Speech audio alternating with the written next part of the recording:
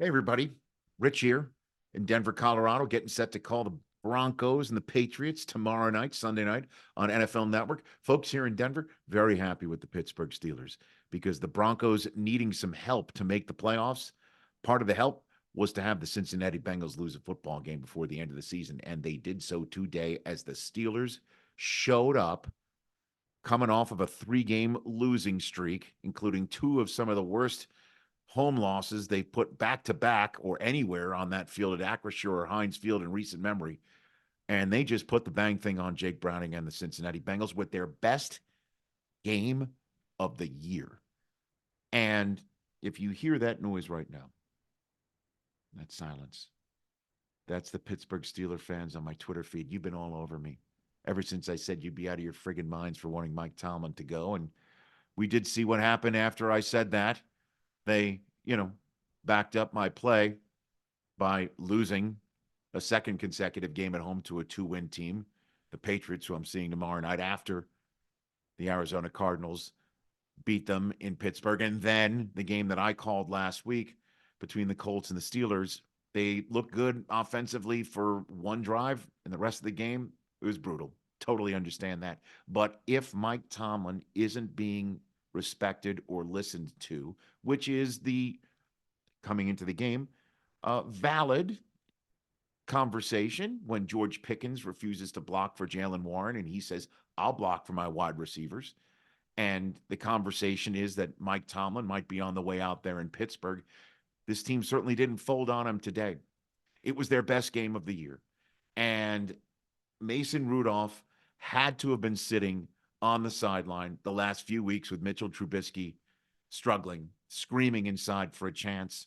Mike Tomlin gave it to him at the end of the game last week in Indianapolis when really it was just mop up duty. But today, he hit his back foot on his first pass attempt and hit Pickens right in the hands, and George did the rest, which is why Mike Tomlin doesn't bench him. And then Jalen Warren backed up his talk, saying, I'll block for my receivers, and he decleated a Cincinnati Bengal to get Austin in the end zone to keep the scoring going. And then when the Bengals did score first in the second half with T. Higgins pulling a Pickens with a catch and run for a touchdown to make it a two-score game, what happened next? Mason Rudolph on 3rd and 1 goes up top to Pickens for another big touchdown, 195 yards receiving and two scores for Pickens.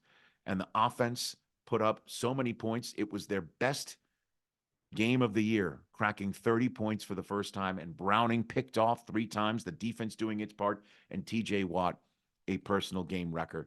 That's the way the Steelers finish up their home schedule. Now they go on the road for 2 more games, and they need to win out and get some help themselves. But that was a huge win for the Steelers at 8-7. And now they're in front of the Cincinnati Bengals, who are 8-7 themselves, having been swept by the Steelers. They haven't won a single divisional game yet. They have to go to Kansas City and then play the Cleveland Browns in their season finale. Suddenly, their playoff hopes appear quite murky. And the Steelers, again, I know you fans out there in Western PA want to see championships in your field of view. You want trophies in the case. And maybe, just maybe, this year the Steelers do go on a little bit of a run and do make the playoffs. And if they play defense like that, even how banged up they are on the back end, if Miles Jack can come off the practice squad and play like that, and the offense can put up points like that, this is a dangerous team to make the playoffs. And again, I know you Steelers fans don't want to hear it, but that was a hell of a W today. And it really stuck it to the Cincinnati Bengals, a rival in their division, just when they were beginning to feel the momentum. They felt the black and gold and the terrible towels waving in their face. And it was a bad day for them. Congrats to you Steelers fans. And again, I don't hear you on my Twitter feed.